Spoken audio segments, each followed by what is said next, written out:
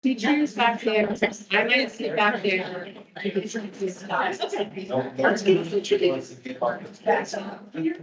have, kind of a double whammy with, a series of presentations on Big Thompson Watershed Coalition and Coalition for the Tudor River Watershed.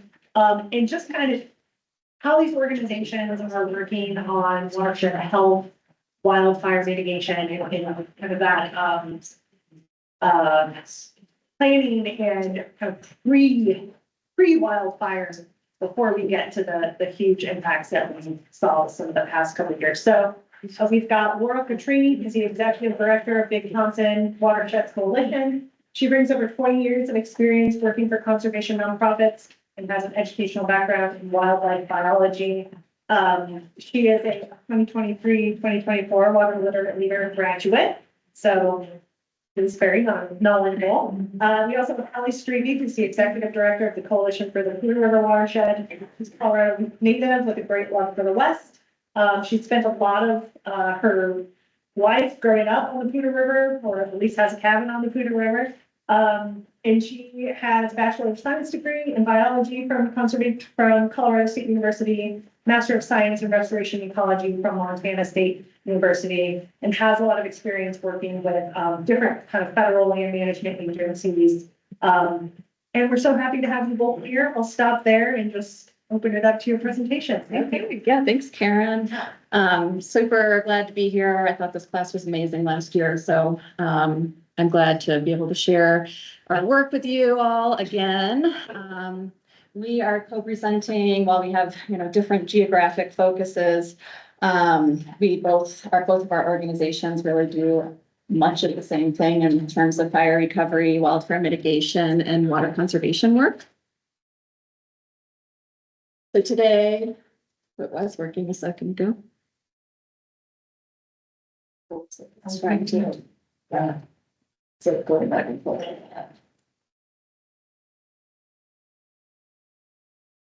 Now they're saying how to figure it out. I know. It's trying to control the controls on. Yeah. So we should minimize that, but I don't see it on the screen, on the computer screen. There.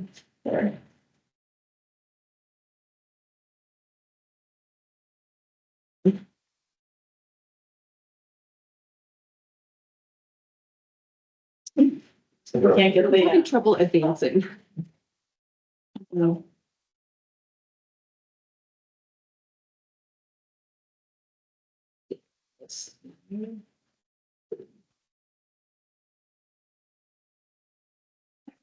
Okay, so today we're going to cover a little bit about where our organizations are, get on the same page about what watersheds are and what watershed health means. We'll talk about the impacts of wildfires to our watersheds and what that means for our communities, and then what each of our organizations has been doing to help our watersheds recover from wildfires, and then what we're doing to help make our watersheds a little bit more resilient to wildfires that will inevitably happen. So go ahead. Yeah. So the Coalition for the Tudor River Watershed started in 2012 after the High Park and Hewlett Gulch wildfires burned over 90,000 acres in the watershed. So we were born out of disaster, and now we're a little over 10 years old. We became an official 501c3 nonprofit in May 2013. Our mission is to improve and maintain the ecological health of the Tudor River watershed through community collaboration. We work across the entire watershed, so from the headwaters in Rocky Mountain National Park to the confluence of the South Platte, which is just outside of Greeley. So our working area is about the size of Rhode Island, is I think is what we determined. So it's a large area. So we have several different programs that we focus on in our work in the headwaters or the upper watershed. So that's basically, we consider the upper watershed canyon mouth to Rocky Mountain National Park. And then the lower watershed is everything east of I-25. And then the middle watershed is basically where we're at now. So everything in Fort Collins. So our programs really vary depending on where we're at in the watershed. Our first program is forests. So we work with private landowners and the US Forest Service to reduce the risk of high severity wildfire and to protect, important assets and communities.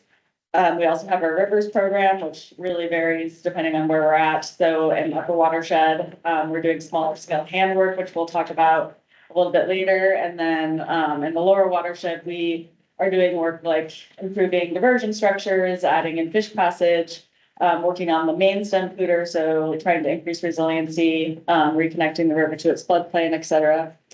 And then, of course, wildfire recovery, it remains one of our programs because our watershed continues to experience severe wildfire, from 2012 and then, of course, the 2020 Cameron Peak Fire.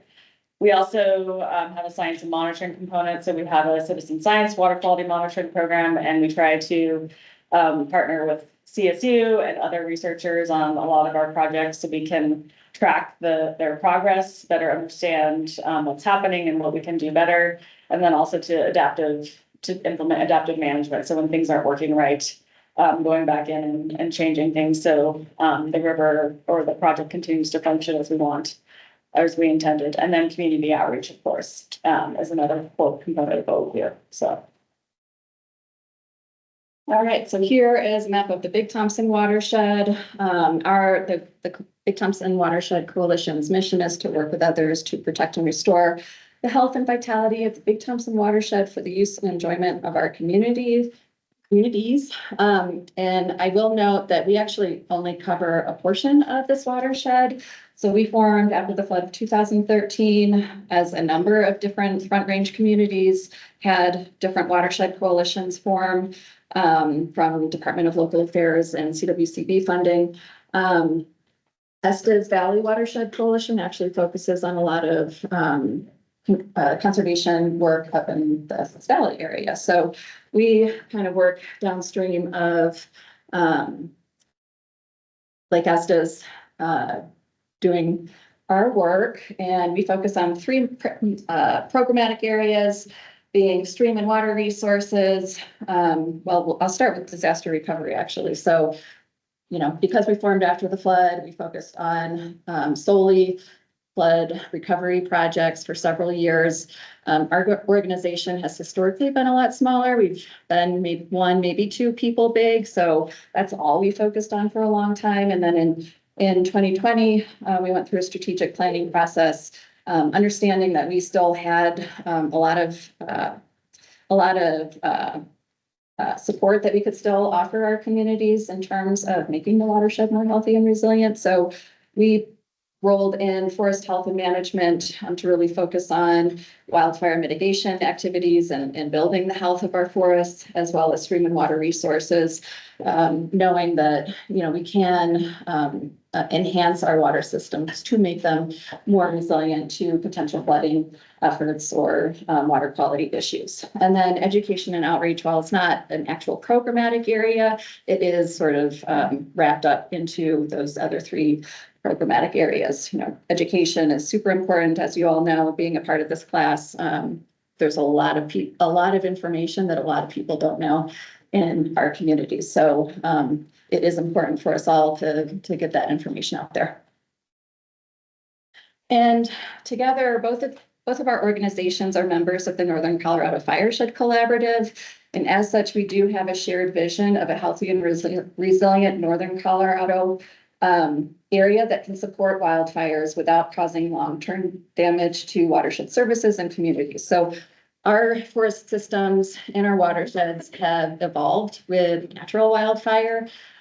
We believe that it's not our role to suppress that. We want to make sure that we help to enhance our systems to allow both natural wildfire as well as prescribed fire back on the landscape as a management tool to help us better manage forest systems.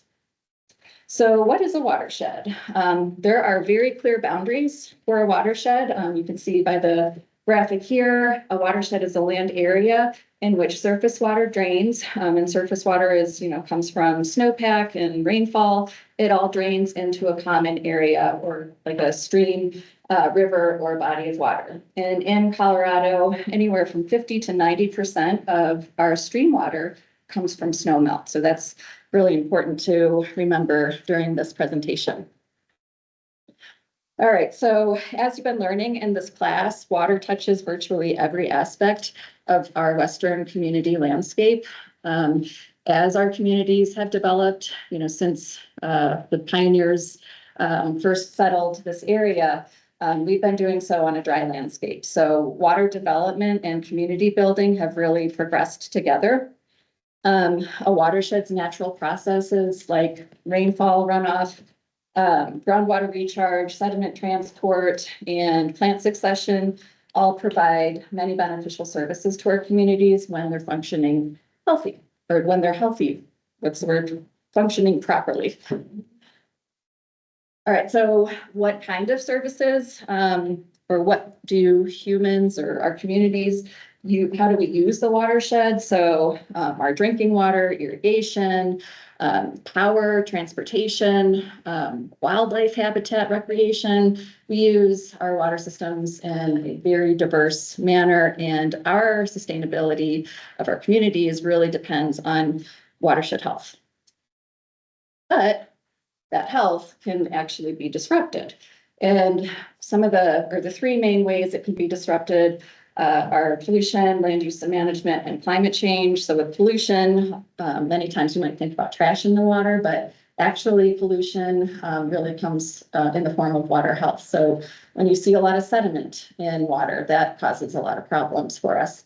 When you have bacteria like E. coli, that causes a lot of problems. And Esther, you might have talked about that with the work that Northern Water does. And then, let's see.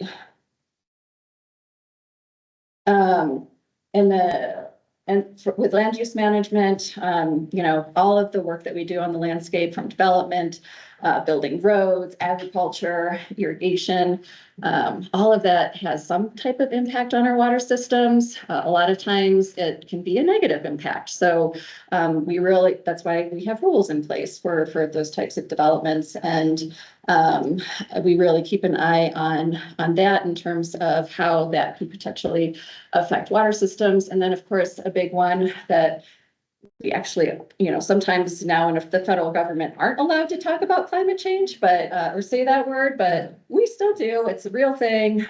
We are seeing increasing temperatures. We're seeing, lower precipitation in some areas, higher in others. We're seeing, increasing droughts and wildfires and flooding as a result of that climate change.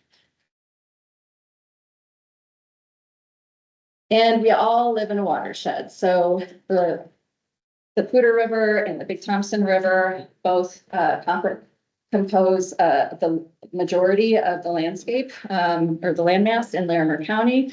And one thing I want to point out is, it's probably hard to see, but a good chunk of each of our watersheds are covered with that green area. And I'm curious if anyone knows what that might signify. That's forested. It's forested land. You get a sticker.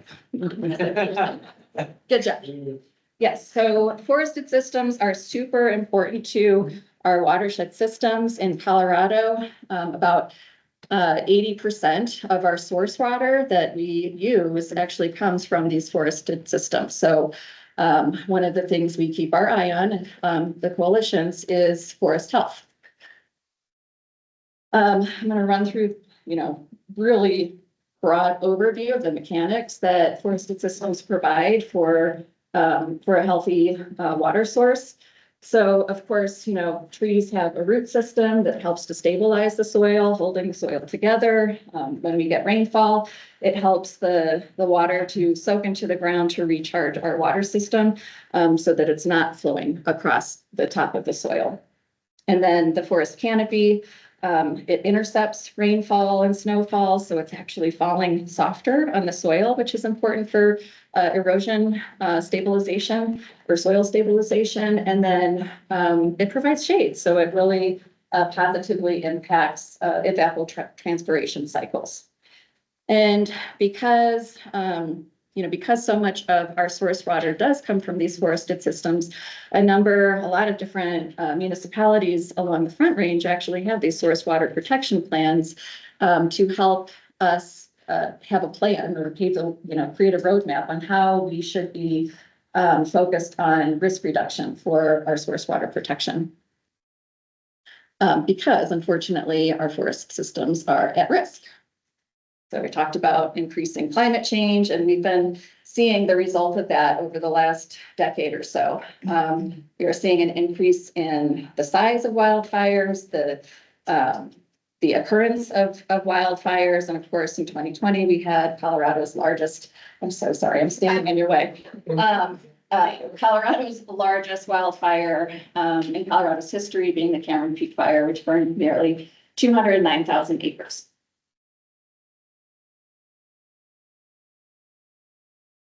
So in terms of the impacts on the landscape, of course, when we see trees and homes burned, that's like what we really envision. But there are these long-term, actually short-term and long-term impacts. So, I kind of walked you through what a healthy forest system does in terms of helping to protect our water supply. But when the forest gets burned, what happens is, of course, the trees are dead. We don't have that canopy any longer.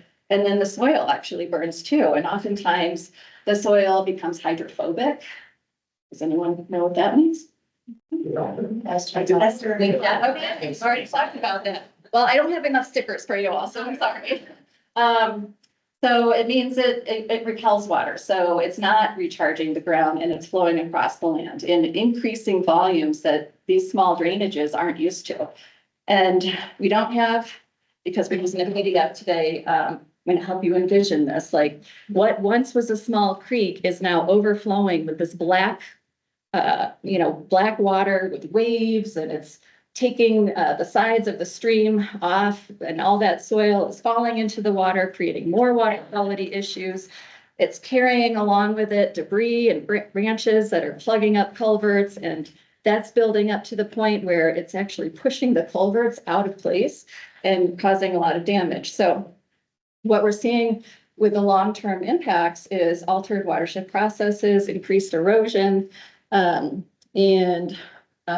we have excess sediment and nutrients causing water quality issues. We're seeing lots of fish die-offs, and that really causes a lot of problems for municipalities downstream. In fact, with Loveland, before Cameron Peak Fire, they would shut down their water intake 24 hours an entire year. And after the fire, they had to shut it down anywhere from 20 to 24 days a year. So pretty significant for our drinking water. And then, of course, this flooding and debris flows will have major infrastructure implications for, and as well as, potential loss of lives. So in the Poudre watershed, 3 people died, and in the Big Thompson, 2 people died. So Hallie's going to talk about what we've been doing to help be recovered from Cameron Peak Fire. Yeah, so this is a map of basically the progression of the Cameron Peak Fire over time. So, I mean, this fire was so dramatic because it started basically in the headwaters and it burned, all the way almost down to Horsetooth Reservoir. It burned across 3 watersheds. So the Laramie River watershed, a really small portion of it was in the Laramie River watershed, the Big Thompson, and then of course, the Poudre watershed. And as Laura was mentioning, we have these long-term impacts that she described as altered watershed processes, these long-term impacts to water quality. City of Fort Collins really was still experiencing impacts to water quality last year, but 2024, so still 4 years after the fire. So basically every time we have thunderstorms that come in, all that sediment and ash goes right into the water, right into the river. And then in some of these occasions, the water is so turbid and full of sediment that they can't even treat it. And so in this part of the world, in northern Colorado, we're really lucky because we have a backup water supply in Horsetooth Reservoir. And a lot of communities don't have that. So we've been pretty lucky that the city of Fort Collins and city of Greeley have been able to switch to Horsetooth Reservoir during those times. So some of the other impacts were, these are like the immediate impacts that we saw from Cameron Peak Fire.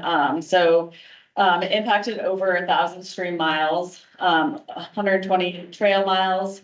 One of the other important things to note is that over 40,000 acres of wilderness burned. And And this is important for the recovery efforts. So designated wilderness area and National Forest Service land, there's really minimal things that we can do.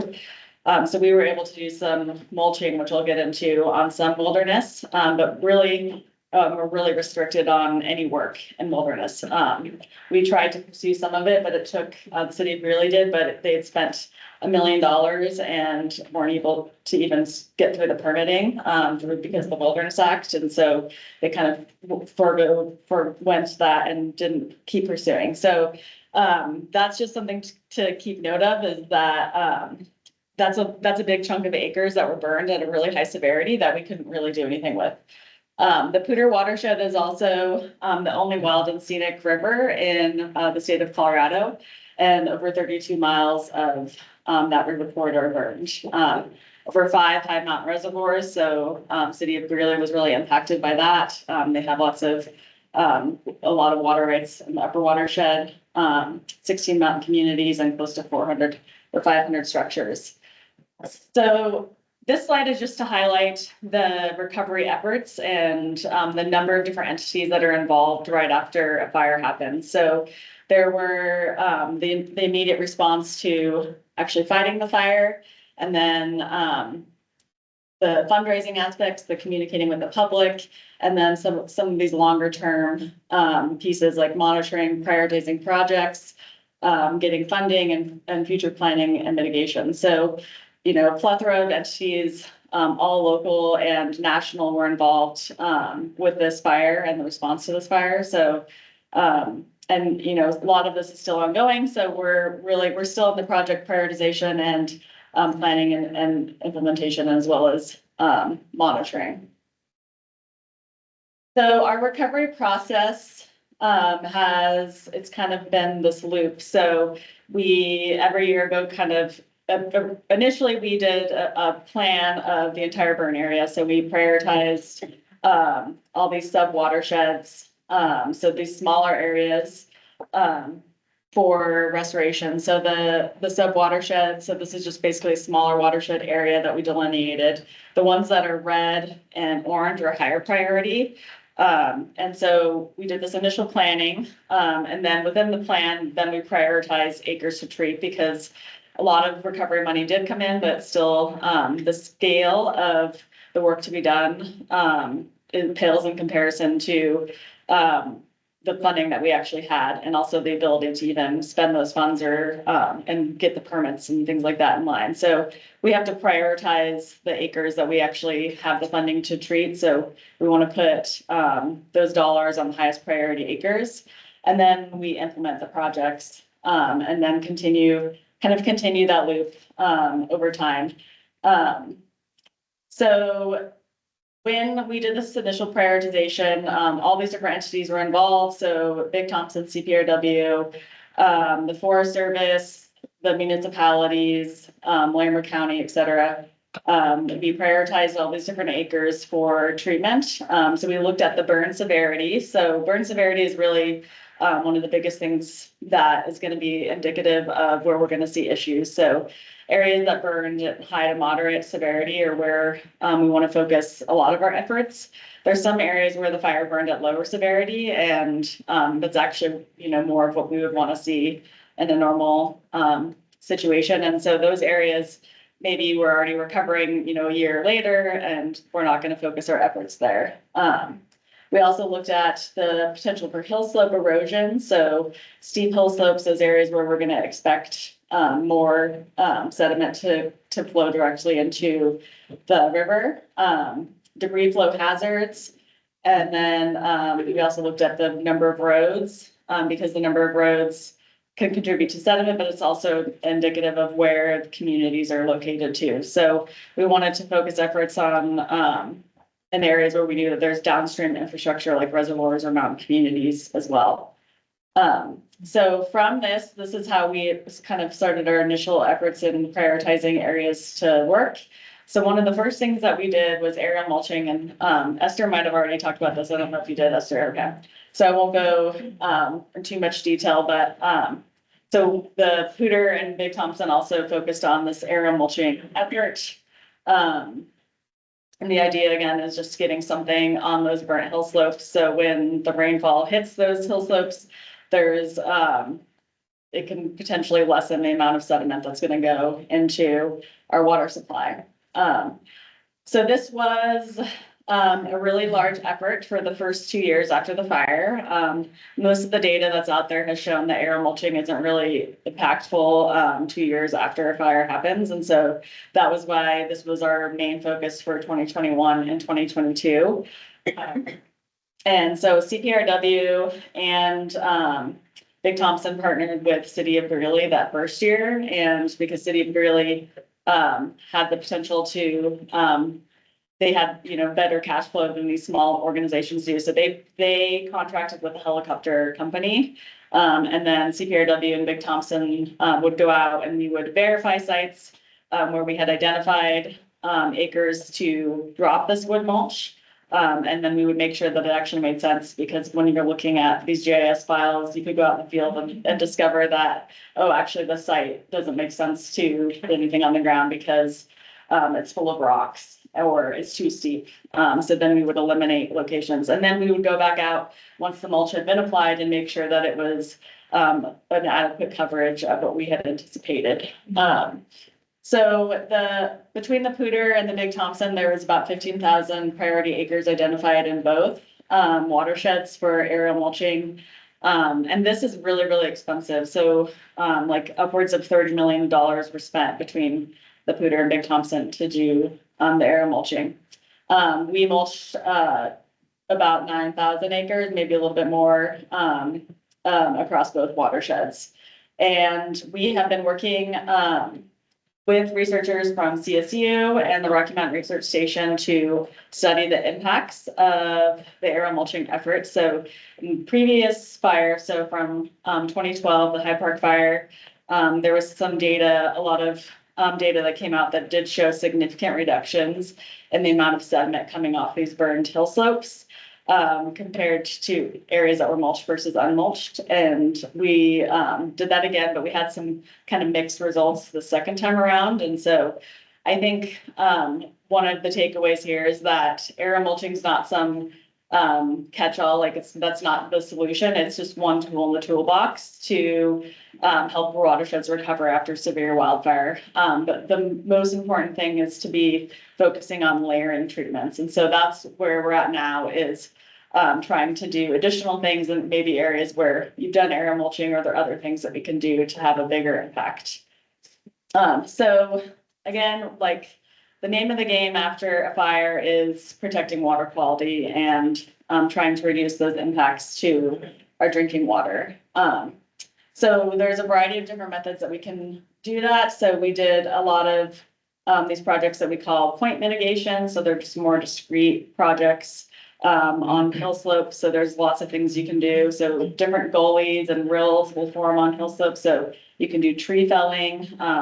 You can implement these different rock structures and gullies that have started to form, basically trying to help those recover and reduce the amount of sediment that's coming off of them. And then what we're really focusing on now is low-tech process-based restoration techniques. So we're moving more from the hill slope focus to actual streams. And this is something that is catching on. The Pacific Northwest has been doing low-tech process-based restoration for years and years. And it's only been more recently a thing here in Colorado. And so it's taken a little while to get landowners and stakeholders on board, even the U.S. Forest Service, because there can be some concerns with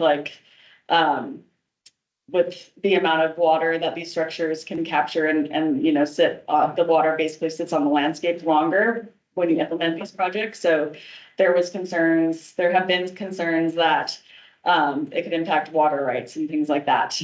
But these projects are so small in scale that that's really unlikely to happen. So what we're doing now is using those same kind of prioritization methods that we've done in the past, identifying these areas to implement low-tech process-based restoration projects. So basically trying to think like a beaver, so getting more wood on the landscape, having the wood strategically placed in areas where we can slow the flow of that water that's coming off those burn hill slopes, and that water goes, spreads across the landscape. It gives time for the sediment to settle out and stay in these floodplains rather than in the water supply. And this work can be done relatively cheaply. It's mainly done by hand, but it can also be done by heavy machinery too. And so another thing that we're now trying to focus on too is this work is actually more impactful if you can do it before a fire. So now that we're doing, we're mainly working in burn landscapes at the moment, but we're trying to do this work in areas before the next fire because it can also help with preventing future severe wildfires. And then these riparian areas, when they're healthy and when the stream is connected to its floodplain, they recover much quicker after a fire. They can also serve as fire breaks. So there's some benefits. So some of the structures, this is just a case study that I'm going to speak to on our Upper Elkhorn project. This was implemented in 2021 and 2022. So it was a relic beaver meadow. So this was an old beaver meadow that had been abandoned, we were guessing like 10 years ago or so. So this is in the headwaters of Elkhorn Creek, which is a tributary to the Poudre River.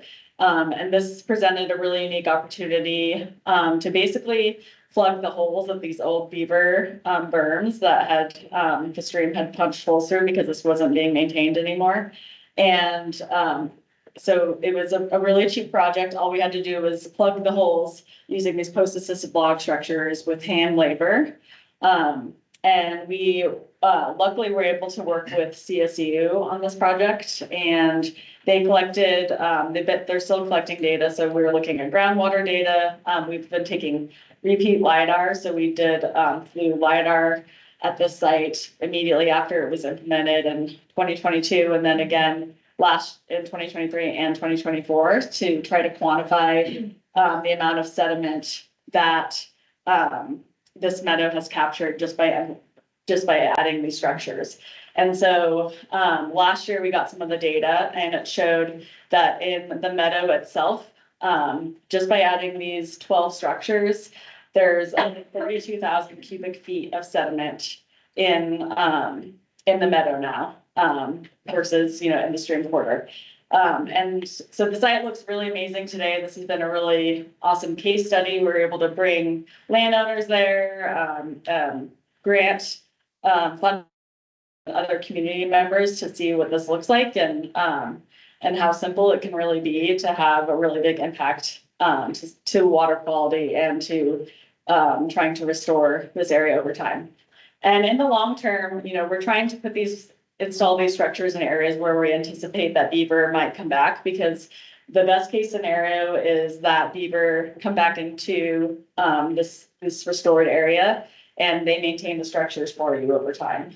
Because these, they're not permanent structures, they're gonna shift and move, and we expect that, but we want them to at least be held in place for the meadow or the riparian area to recover in time for beaver to come back.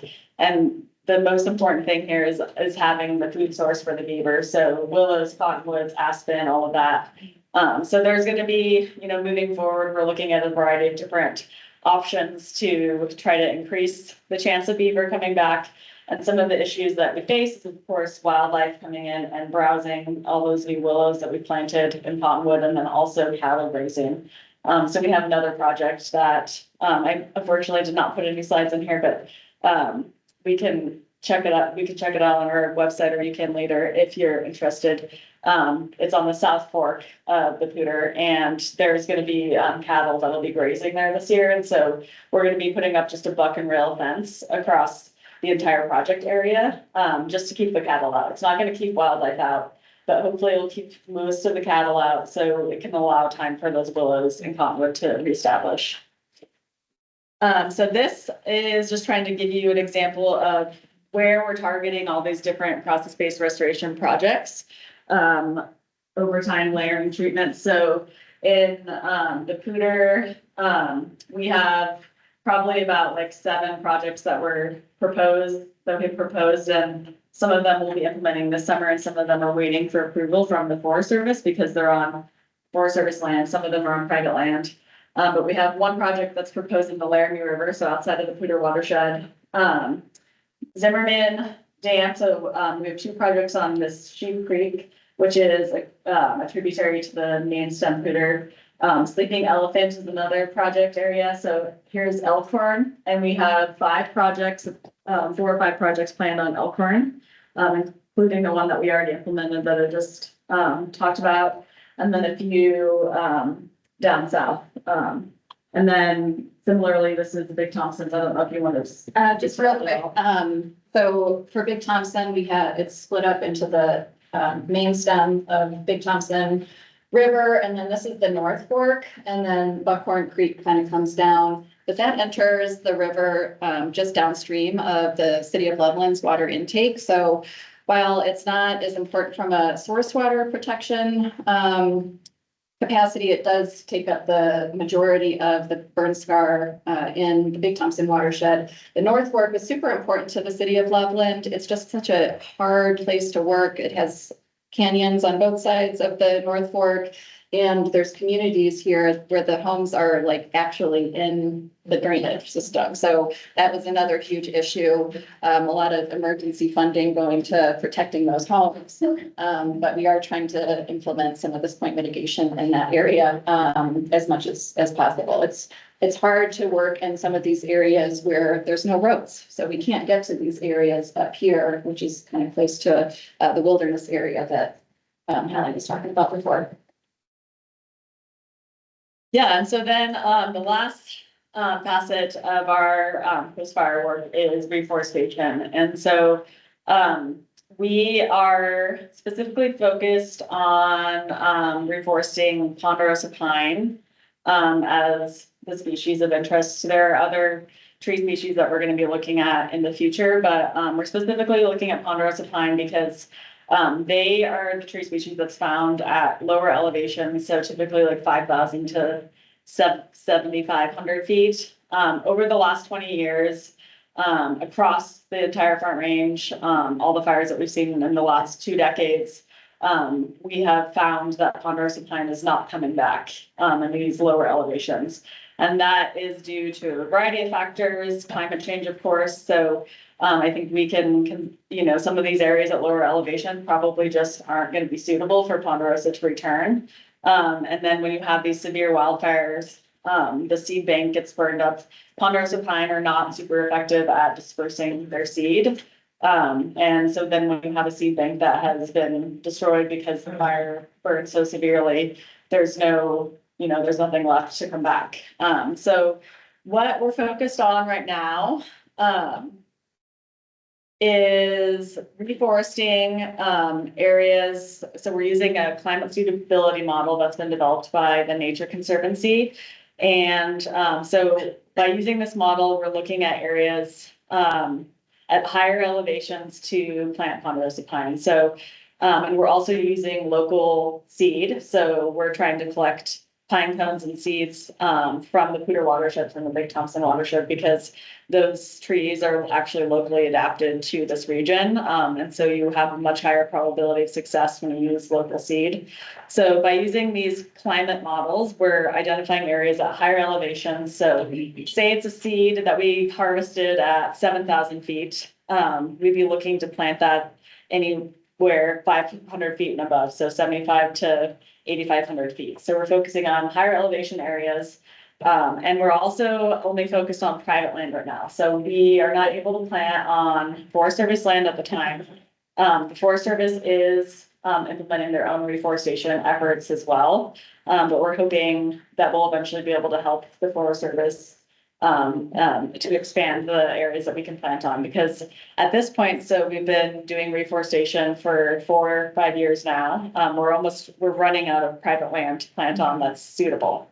And so that's kind of a bottleneck that we're coming up against, but the need is vast across the entire Front Range and across the West. So we used to do lots of reforestation from up till like the 80s, and then we just kind of stopped. And then we don't have a graph here, but there's a graph that shows the reforestation effort and then the wildfires. And now our reforestation effort has gone down and the wildfire severity and acreage has gone up. So this is an issue across the entire Western United States where we're experiencing these fires. So yeah, we're focused on this reforestation effort right now, and we're going to continue to do that. We'll have some tree planting days coming up this spring if anyone's interested.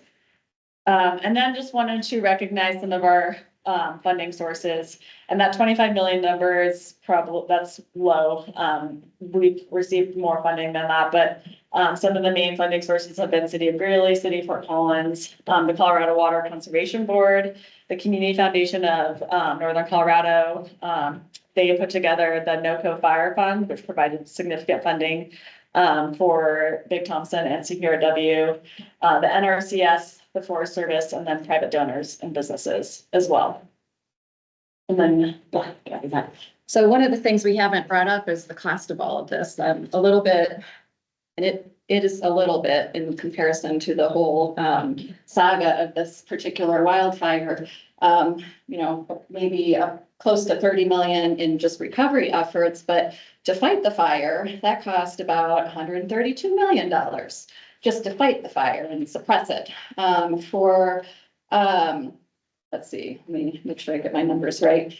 For market property loss, that was estimated to be about just over $6 million. And then total structure lost across both watersheds was about 100 million. So obviously this is something we are trying to avoid. That's a huge cost. And we're still trying to get funding to help us recover from this particular wildfire. And this is happening across all of our Western states where we are seeing these catastrophic wildfires. So let's see.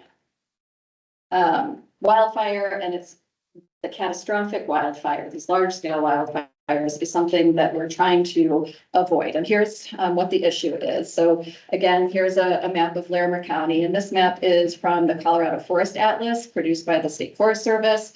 It shows our wildfire risk in our county. You can see the area that's blank in here. That's where the Cameron Peak and other historic fires have burned. But we still have an incredible risk within both watersheds. So what can we do to help mitigate for that? Oh, here's another picture of what the issue is. So this is an aerial image of the same location. And what can you see? What's the main difference in these pictures? So one is from 1940 and the other is from 2017. More trees. So trees and forests are getting more and more dense across the landscape because we've been suppressing wildfires for the past couple decades or even a century. So trees are filling in and it's increasing the risk for wildfires. Coupled with climate change and pests that we see in our forest system, that is the reason for a lot of these wildfires that we're seeing. So we do have things that we can do, both organizations, when we went over what our organizations does, we each have a forestry program. So we can implement projects that actually help to increase or improve the health of our forest systems before wildfire happens. So we're reducing the risk across the landscape. And, we also mentioned we're not trying to stamp out wildfires. We're trying to reduce the risk and make them more manageable. In the Big Thompson watershed, we had the Alexander Mountain fire last year. Honestly, it burned homes, which is terrible. And there are some areas on that burn scar where the fire did burn severely, but it was not a bad fire.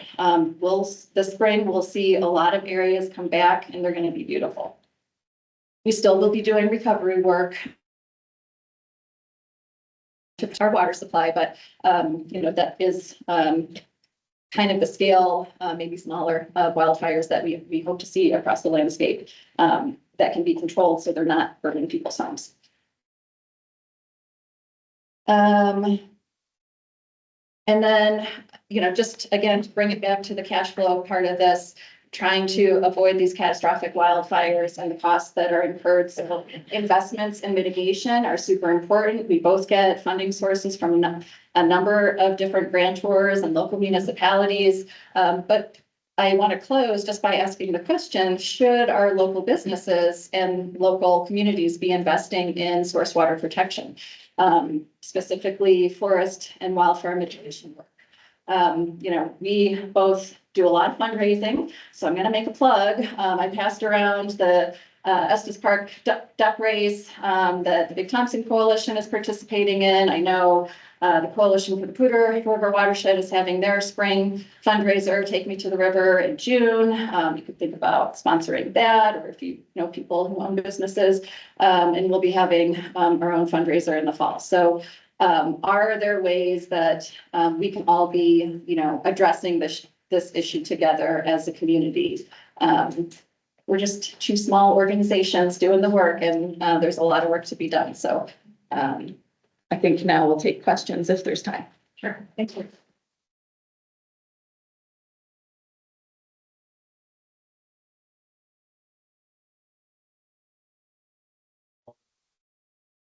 Station and planting, you have like events where you go weekends, or how do we find out about those?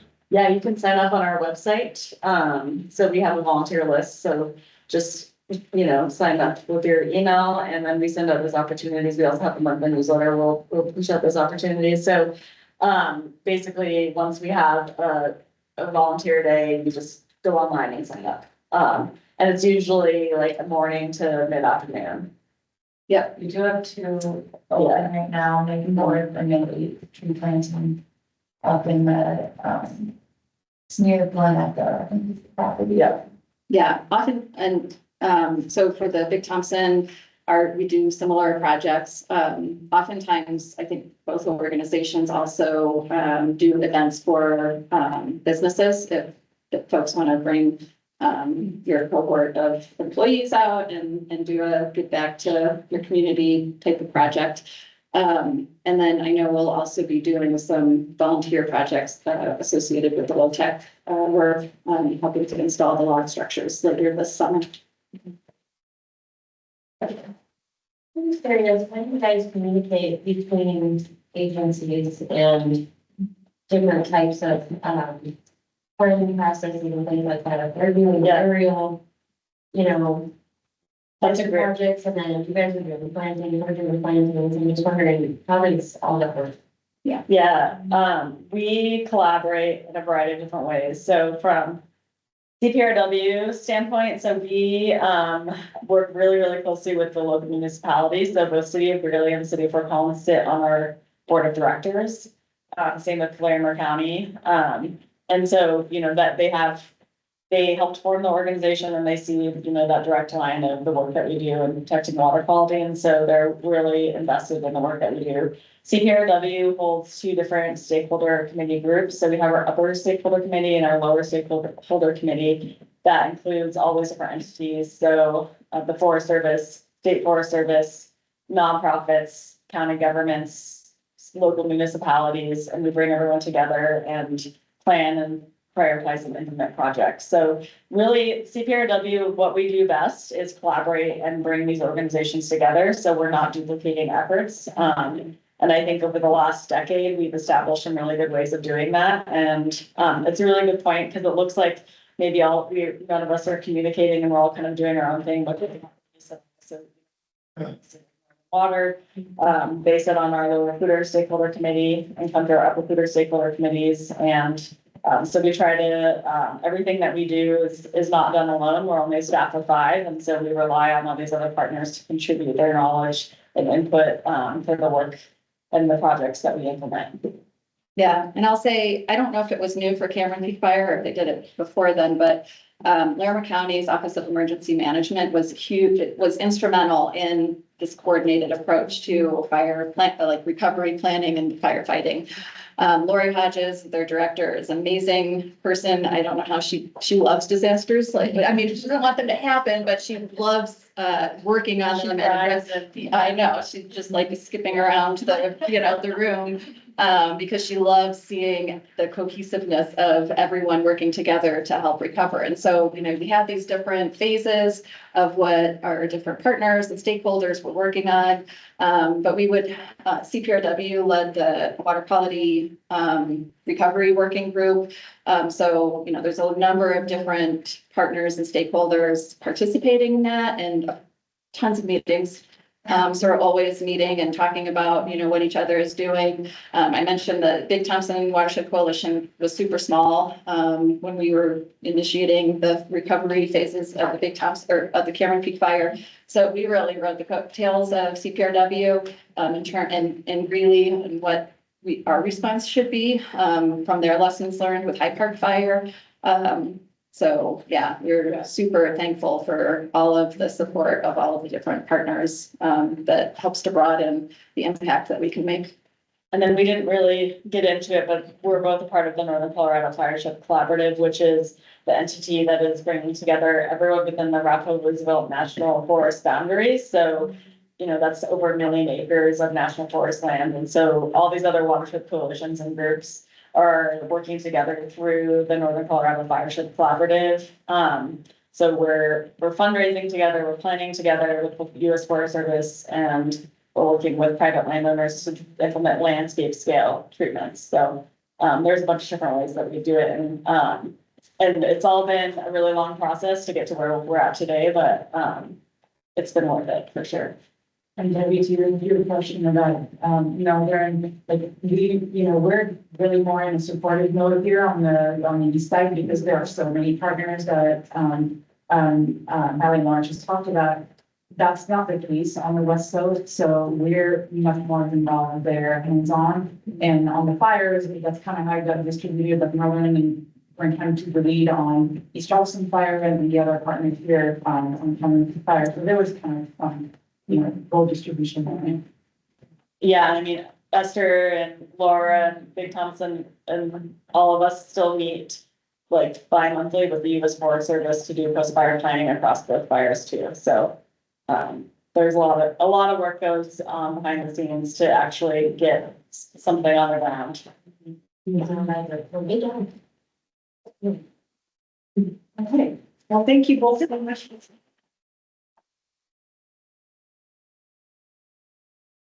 Yeah, I'm just sticking around. Yeah. Okay. All right, so we are going to introduce our next speaker. We have Josh Boissevain, who is a staff attorney for the Colorado Water Trust. He joined the organization last. Well, yeah, 2023. Yeah. So, yeah. Okay. Yeah. Well, like, see, One, yeah. okay, he's also an adjunct faculty member at the D School of Law. And before coming to the Water Trust, he worked as a water lawyer at a small firm where his clients included primarily municipalities, but also rangers, farmers, and landowners. He also clerked for the Honorable James F. Hartman, Colorado's Division I Water Corps. He's a former Peace Corps volunteer and served in the Republic of Moldova, which Peace Corps volunteers, yes. Yep. People, go ahead, Josh. Thank you so much for being with us today. Great. Yeah, thank you so much for having me. As Karen said, I work for the Colorado Water Trust. And so today I'm going to talk to you a little bit about environmental water in Colorado. And so this primarily means in-stream flow water rights, and we'll talk a little bit about what that is. But there's also a lot of other kind of stream flow restoration tools. When I say stream flow restoration, I kind of differentiate that from stream restoration tools, which is more the kind of physical channel of the stream, whereas stream flow is actually just simply putting water and finding ways to protect that water in the stream. So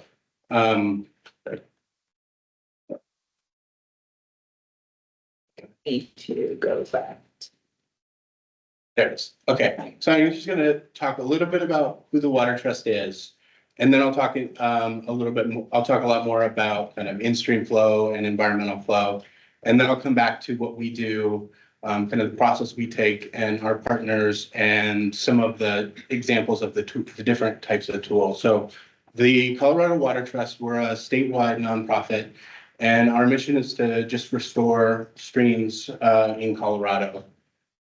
We work with water users and we work with state agencies to put together voluntary water transactions to benefit the environment. So a lot like a land trust would put a conservation easement on an agricultural property. We do something similar, but with water rights to protect it.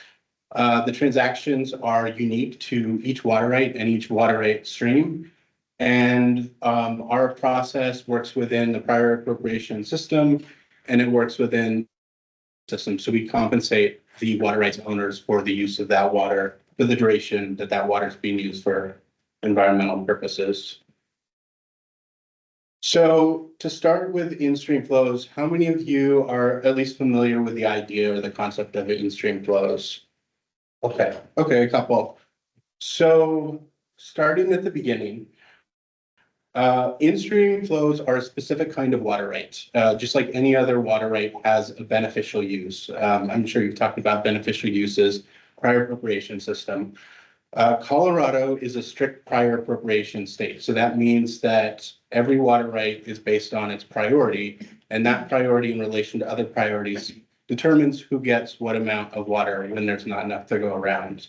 Colorado, unlike some other Western states, does not have a minimum stream flow program. So that means that, some states like California, for example, will say there's a minimum level of stream, and if the stream goes below that, nobody can divert. We want to make sure that the environment's protected. Colorado, for different reasons, has decided we don't want to do that, and we want to treat the environment as just another kind of water use. And so the Colorado Water Conservation Board is a state agency under the Department of Natural Resources. And they're given the authority to kind of maintain and operate the in-stream flow program. They're also the only water rights user that is allowed to operate in-stream flows. Private water rights or private entities like you and me are not allowed to have in-stream flow rights. It's only the Water Conservation Board. We'll talk a little bit more about this in a second, but the CWCB has two different types of in-stream flow rights. One is an appropriation, and that's kind of a new water right, and that kind of preserves the bare minimum of the stream. And then there's also what's called in-stream flow acquisition, and that is a more senior water right that's changed to in-stream flow use. And that can be a little bit more powerful in terms of actually putting water back into the stream. So stepping back in history, 1876, we enacted our state constitution, and in the constitution, it gave every citizen the right to divert and appropriate unappropriated waters of the state of Colorado. Water belongs to the state, but individuals have the right to divert and use that water. In 1878, the state legislature came up with a system of priorities and ways of allocating that water between those priorities. But they didn't come up with a way of administering yet. So not long after, a couple of years after, in fact, a couple of conflicts broke out here on the Hash-Laputa that almost resulted in violence. So the state legislature came back shortly after and came up with a system of administering those water rights in relation to each other and gave power to state officials and the state court to do that administration. In 1903, the state legislature expanded the idea of a beneficial use to other uses besides agriculture. Before 1903, it was just irrigation that was the beneficial use. But after 1903, it was all kinds of uses. So municipal, industrial, mining, etc. The one water right that wasn't included in that expansion in 1903 was in-stream flows. In-stream flows didn't become a water right until the 1970s, kind of as a response to the national and state environmental movement. And as you can imagine, when you have a system based on priorities, you have certain water rights that are allowed to exist 100 years before some other water rights. Those ones are going to have kind of a head start in the race of priorities. So in-stream flow rights are kind of at the very bottom. And that's important. I'll talk about that a little bit. So as I said, the Colorado Water Conservation Board is the agency with exclusive authority to obtain and operate in-stream flow rights. And you can see here's a map of all of the in-stream flow rights across the state. And you can see most of them are in kind of high mountain areas of the western part of the state. There are judicial and administrative processes to go through to approve in-stream flow water rights. And as I mentioned, there's two different ways of creating an in-stream flow water right. The first is an appropriation, and that's only through water court. The CWCB, like any water user, will basically just go to water court and ask for a new water right. But this water right is for in-stream flow use. This means that the water right that they get is going to be very junior. And it's also limited to rates of flow that reasonably preserve the natural environment. So that preserve rate is kind of, think about it as the bare minimum of water you need, or just enough water to keep the backs of fish wet. Whereas an acquisition, these are going to be taking existing water rights, often senior agricultural water rights, and then changing those for use to in-stream flows. Those can be done temporarily, or they can be done permanently. If they're done permanently, they have to go through water court again as a change of use, and they also have to get administrative approval. If you're just doing it temporarily, which is something we do quite a lot in partnership with the CWCB, you only need administrative approval. So it's a much cheaper and quicker option than going through water court. And these water rights are able to preserve and improve the natural environment. So that improved rate is a much higher rate of flow that you can protect in the stream. It's still reasonably tied to protecting aquatic wildlife, but it's more than that preserved. And you can see that there are significantly more appropriations in the state than there are acquisitions. There's more than 2,000 appropriations now, and that's because they're significantly cheaper. And the acquisitions are really, really expensive. You know, think about buying agricultural senior water rights. Those could be in the millions of dollars.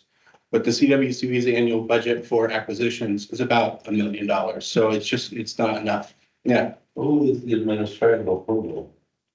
So the administrative approval for in-stream flows is the CWCB. And I'll talk a little bit about how that works in a second. But also the Division of Water Resources, which is the state agency that's tasked with administering water rights. They also have a say. Yeah. What's the time frame on temporary change? Temporary change can be up to a year or more for the different approvals. I'll talk about some of the different tools that we use, but it kind of depends how quick. But for the CWCB, that's about 120 days of just the board considering it. And then they might have to have a hearing in that time period, but it could be a little bit longer. Yeah, sorry, the time frame. How long you can have the temporary change? Oh, sorry. Yeah. Yeah, so that is for a period of 10 years. And within that 10 years, you can use it for 5 out of those 10 years. So 5 years, it has to be used for what it was historically, but 5 years, subject to some additional limitations. And then that 10-year approval can be reapproved 2 more times. So for a total of 30 years. Yeah. Who determines the preserve rate? Is that CWCB? It is kind of, so when CWCB is considering a new or a new water right, a new appropriation or acquisition, they're gonna request a biological analysis from CPW, and CPW, Colorado Parks and Wildlife, is gonna put together a memo that basically dictates or suggests what those appropriate flow rates are. And then the CWCB, taking that into consideration, will then say what those rates are going to be for that specific in-stream flow. So the CWCB is made up of a staff and a board. The board is a citizen board, so it's people appointed to that position by the governor. And it makes quasi-legislative decisions to appropriate or acquire in-stream flow water rights. The CWCB staff does the hard work of putting those together, and they work with us and they work with CPW to kind of figure out what those in-stream flows should be. And they also do a lot of work to protect those in-stream flows once they've been created, so that those in-stream flows aren't injured by other water rights. And we talked a little bit about Parks and Wildlife.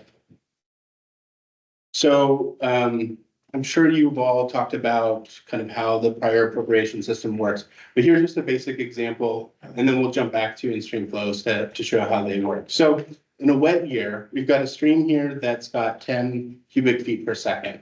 We've got two water rights on this stream. One is a senior water right, this guy, and then we've got a more junior water right. This one's decreed for 4 CFS and this one for 2. And so in a wet year, you can see they both are completely satisfied, no problem, and there's still water left over. But in a dry year, right, the junior water right has to cut back. They don't get their full amount so that the senior water right, even if they're downstream, gets satisfied. But the problem is that doesn't leave any water left in the stream after there. So what an in-stream flow does is it protects some of that water in the stream. And so let's say we've got 10 CFS in the stream to start with. And we've got the same 2 water rights to begin with. But then in 1990, the CWCB got a new appropriation for 4 CFS on the stream. So that 1990 priority is junior to these 2 pre-existing water rights. So these two priorities are going to get water at the expense of the in-stream flow right. But what this appropriation does is it protects water in the stream against future water rights or future development. So it basically creates a status quo in that river. So the 2010, if there's not enough water right to satisfy this 4 CFS from 1990, then this new water right doesn't get to divert, and that has to be left in the stream. So again, the appropriation is just preserving. Now we have an acquisition. So the CWCB acquires a very senior agricultural water right for 4 CFS. It's senior to the other 2 water rights on that stream. That senior agricultural water right no longer diverts water and puts it to irrigation use, but is instead left in the stream. CWCB goes to court and changes that water right, and it maintains that senior priority, which is really cool because when there's not enough water in the stream, and forgive my bad math, and here I'm a lawyer, I'm not a mathematician. Actually, I just copied and pasted this to create it, and I forgot to change the numbers. But assume this is a dry year, that kind of 5 CFS again. So let's say that 4 CFS is in there. You've got 4 for the senior water right, or the medium senior water right, and you still have 1 left for the more junior, but that 4 CFS stays completely untouched in the stream. So it's really cool. You can actually re-water stretches of stream that have been dried up historically. But again, this is really, really expensive. Yeah. Does DWCB have like a priority in purchasing those older water rights, or is it just like who has too much money? That's a really good question. I mean, everybody knows stretches of stream that they would like to, but the CWCB doesn't go out and solicit water rights. We don't either. So it's really a matter of waiting for people to come to us, either wanting to sell or to donate. That happens occasionally. Or to work with us temporarily to kind of share between agricultural and environmental uses. Yeah. Are you not allowed to solicit? Kind of internal policy. I think there's always been a concern among the agricultural community or some kind of tension between government and agriculture. Whether that's reasonable or not, I would disagree with, but I think there is some concern that environmental use comes at the expense of agriculture. So to the extent that the agricultural community feels under attack from, increasing population pressure, demand from cities, the environmental water use doesn't want to pile on to that. So nobody goes out and specifically says, I'd like to buy your water. Okay, so the next part, what does the water trust do, and what are some of the other non-in-stream flow tools that we work with? So what do? We just add water. In fact, that's our tagline. It sounds simple in theory, but it gets really complicated really quickly. With all the priorities and all the different water users and the competing interests, it can be quite complex. So over the course of the 25 years, we've been a nonprofit. We've completed 27 projects around the state that has added 82,000 acre feet. I forget the exact conversion, but I think that's like 30 something billion gallons to over 800 miles of streams in Colorado. So as I mentioned, we don't solicit water rights. We don't go out knocking on people's doors saying, hey, there's a dry beach right next to you. Can we borrow your water? Or can we have your water? Can we buy it? Instead, what we do is we do what's called a request for water. And that's an annual outreach that we do the beginning part of each year, where we just go out and give presentations, kind of like what I'm doing now, talking about what we do and how the whole process works. And then what we do is we invite owners to get in touch with us and submit a preliminary interest form. And so with that, when they do that, we conduct an evaluation that is both free and confidential of the kind of opportunities that that water right presents. And then if we decide to move forward, the water rights owner is not committed. They can decide not to do it. So we're kind of just offering that these are some options. Again, kind of like a land trust, we work with the owner to kind of bring about their vision of what they want to do. So we have a 3-step process for this evaluation. So the first is to look at the stream. So here's a kind of hydrograph of a stream from the beginning of June until the end of August. And this dotted line that's going straight across, that's kind of like a ideal stream flow, like a target flow.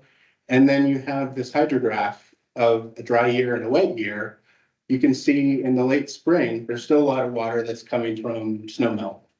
But then in late June and July, the stream starts to dip below that target flow because everybody's irrigating, everybody's pulling off the river, and there's just nothing left in it. And then kind of in late July, some of that water returns to the stream in the form of return flows, kind of water that's seeped into the ground and come back to the stream. Or irrigators have stopped irrigating for a little bit. So we identify where on the stream this happens, when, and then at what time, where and when, yeah. Then we look at the water right itself and we say, if this water right is no longer diverted and put to that original beneficial use, but is instead left in the stream, is it going to make a difference? Right. So when we have that, again, we've got the target flow here, and we've got kind of 2 different possibilities of the stream flow of a hydrograph. In the bottom one, this is what it looks like, the stream looks like when the water right we're evaluating is diverted. And then we come up with this hypothetical situation is if that water right isn't diverted, is it going to make a difference? Is it going to put the hydrograph back above that target water right? And if it is, then we move forward. If it's not, and there's lots of reasons for this, but it does happen sometimes that the water right is just not going to help. And then we won't do a project because it's just not worth it for anybody. So once we do those first 2 steps, the third step is to determine what's the best transaction option, what's the best tool. And there's lots of different tools, and they can kind of be categorized into 3 different types. There's permanent tools, and then there's temporary tools, kind of like the 5 and 10 that I mentioned with the in-stream flow. And then there's a couple that are more flexible. They can be done every year, but they don't have to be. And then there's also kind of a spectrum of complex and more simple. And so what we'll do is we'll identify, which tools work for that specific stream, for that specific water right, and for kind of the needs of the water rights owner. And then we'll propose kind of like a menu of options. We'll tell the water rights owner, hey, we could do any of these 5 tools, which one sounds the best to you? And if they're not interested in selling their water rights or donating it permanently, then, we won't do a permanent one. If they only are wanting to do something for maybe 30 years or even 10 years, then we'll think about, more temporary ones. And then sometimes there's reasons to do kind of the more flexible ones. So now I'm going to talk a little bit about some of these tools from here and just give you examples of how they look in practice and how we use them. So the Little Cimarron project, the Little Cimarron is just below, it's a tributary on the Gunnison, just below Blue Mesa, or below Morrow Point. And there we did a permanent change to in-stream flow. So we actually acquired a agricultural water right, and in partnership with the land trust who acquired the kind of land that was historically used. We went to water court and we changed the water right to add on in-stream flow use in addition to agricultural. So we kept the agricultural use, but we added on in-stream flow. And then we partnered with the CWCB to use that water at some times of the year or in certain years for in-stream flow use. So we actually do what's called a split season irrigation environment sharing model, where we let the now current owner of the land lease that water that's been changed to in-stream flow. We let them use that water in the first part of the season to irrigate when the streams are still pretty healthy. And they'll be able to do maybe 1 or 2 runs of hay, and then they'll be able to harvest those. And then by the end of like maybe July or mid-August, when the stream starts to get stressed, we'll take that water back. The lessee won't irrigate, for the rest of the season.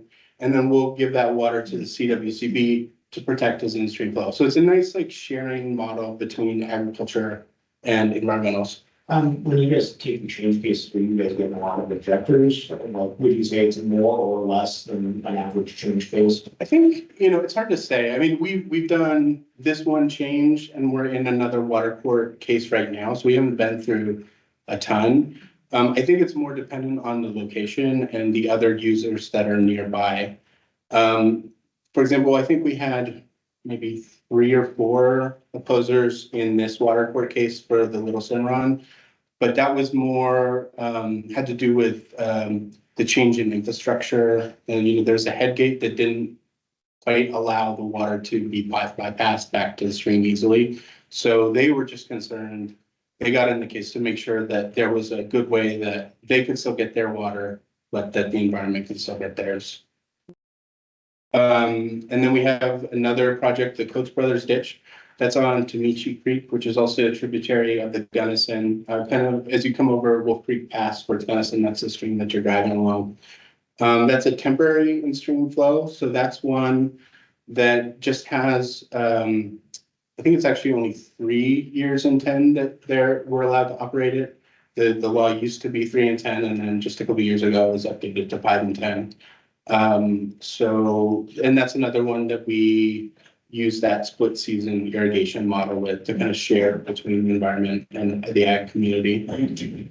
Another project that we're really excited about just got started. This is right here in our backyard. This is on Box Elder Creek, up in Red Mountain Open Space. Red Mountain Open Space, or sorry, Larimer County owns some water rights and some land. I mean, they own the open space up there, but they own some water rights in the open space, and we partnered with them to enroll those water rights in what's called a water conservation program. And that simply allows the non-diversion of those water rights for a period of 5 years and a 10-year approval process. So this allows water rights users to get around the kind of use it or lose it issue. Like if you're not using it, you're at risk of abandonment. This allows Larimer County to keep that water in the stream while they work on restoration of Box Elder Creek here in this kind of beautiful open space area, just kind of up near the Wyoming border. Another kind of tool that we use is something called a reservoir release. And that's pretty much what it is. It's as simple as it sounds. There's water that's stored up in a reservoir high up, and then we lease that water and send it down to a downstream beneficial use. And through that, we're able to rewater certain sections of the stream. So we've got a project on the 15-mile reach, which is down between Palisade and Grand Junction. It's 15-mile reach of the Colorado River that is critical habitat for 4 endangered fish species.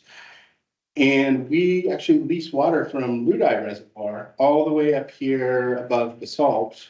And we send that water down the Roaring Fork and then all the way down the Colorado River for a beneficial use that's not actually, the beneficial use is not actually for fish. The beneficial use is actually to generate hydropower for the Grand Valley Power Plant.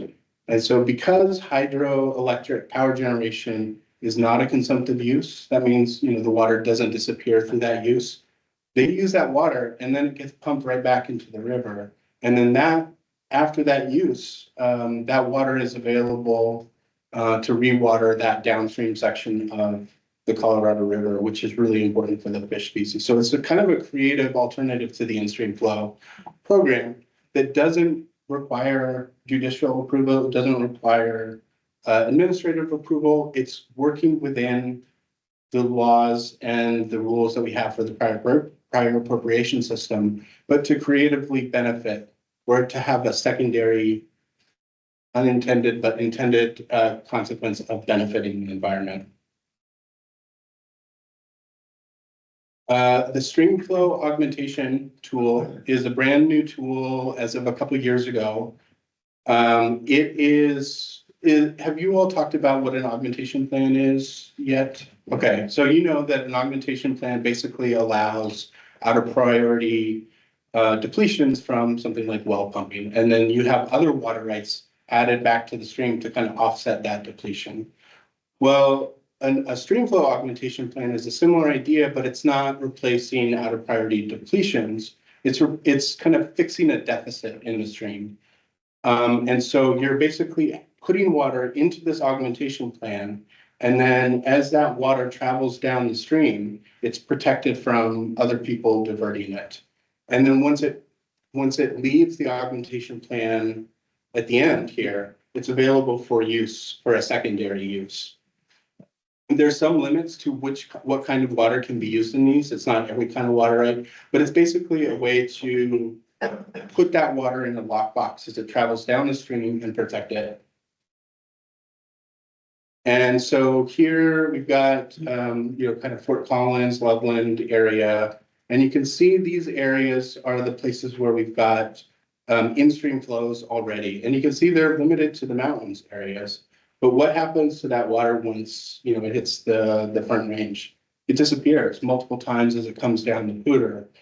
And so we, in partnership with 6 other entities, 3 of which are cities, so Fort Collins, Greeley, and Thornton, along with water users, Northern Water as well, and some agricultural users in the CWCB, have partnered on a project called the Poudre Flows Augmentation Plan. That plan is working its way through water court as we speak. It's a judicially approved water right. And we're hoping to have it approved and be able to run in 2026. So here's an example of the Poudre River. It dries up several times as it leaves the canyon between there and the confluence with the South Platte River. And so our goal is to add water back to the stream to the Cashel Poudre and help it run all the way down while still protecting the other water rights users that use the Poudre River as it comes down. It's such a hardworking river, and so we're just trying to give it a little bit extra boost. So you can see these different, here is a kind of cross section of the river as it leaves the headwaters, and then here's the confluence with the South Platte. And we are partnering with, as I said, Fort Collins, Greeley, and Thornton, and each of them have water rights that they are essentially donating to this plan or using in this plan. And all 3 of them have specific reaches where they can use that water to kind of augment the stream. So Fort Collins is a little bit farther up. Greeley's reach is lower down towards the city and to the confluence, and Thornton is the whole length of the river. And we can use those water rights as they come down the stream, protect them in the stream, and then because those water rights are decreed to be used multiple times, These water rights will be used by the cities for a secondary purpose once they leave that augmentation plan. And so the last kind of tool that I'm going to talk about, it's not something we've ever worked with. They're called recreational in-channel diversions. They work very similarly to in-stream flow, but instead of for benefiting, fish and the environment, recreational in-channel diversions, or RISIDs as they're sometimes called, are for the benefit of recreation. So anytime you see like a water park or a kayak park, that's what these are. They're water rights that are designed to protect enough flows in there for the kind of subjective enjoyment of the people that use it. And they can only be used by local governments. Okay, so that's it. So time for questions. This is a link that'll take you to a kind of white paper that describes a lot of the tools that I've talked about. But you can also go to our website, and there's a really cool interactive map that shows all the different projects and talks about how they work and where they are. So happy to take any questions.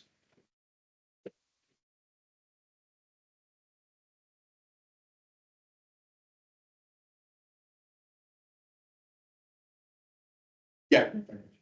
Cool. Thank you. Thanks for having me. Okay, thank you, John. That's great. And actually, we can follow up later. I think that's the part. Okay. We're gonna be fine. So, we're gonna go ahead and grab our lunch. We're a little bit behind. We'll do that, get settled, use the restroom, and as soon as we're gonna go back here, we'll start with our next presenter. Hopefully around 12:06 or so. Probably more like 12:10, but we'll make an effort. All right, thanks, John. Yeah, thanks. Thank you.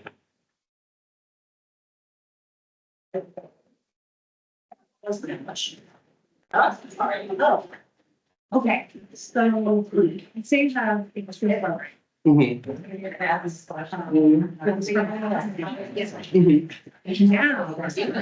Now, there's more water going downstream. Is that to the benefit of? Yeah, hold on, let me unplug. Just downstream? Yeah, it could be because that the use in the in-stream flow is also not consumptive. I mean, some of it will evaporate, right? But usually, so like what we would assess is if we're, contemplating the in-stream flow, Yes. we'll ask the court to Yeah, have yeah. a second use as well.